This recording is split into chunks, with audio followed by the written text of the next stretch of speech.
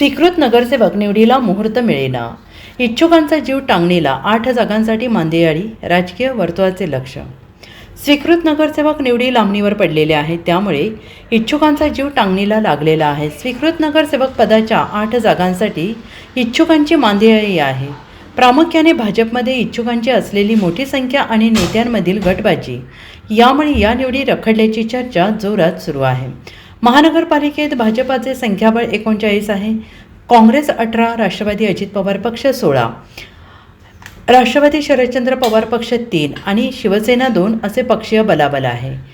महानगरपालिकेत निवडून आलेल्या नगरसेवकांच्या या संख्याबळानुसार स्वीकृत नगरसेवकांचा कोटा निश्चित झालेला आहे.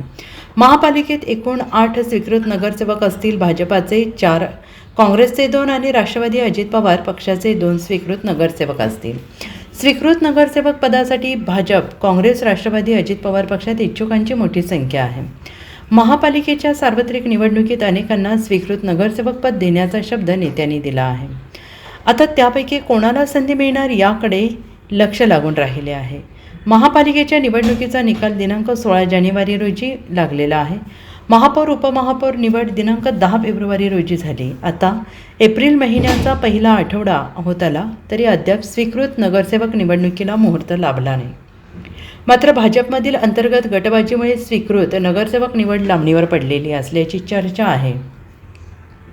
महापालिका निवडणुकीत ज्यांना उमेदवारी दिली पण पराभूत झाले त्यांना स्वीकृत नगरसेवक करायचे नाही असा निर्णय भाजपने यापूर्वीच केलेला आहे.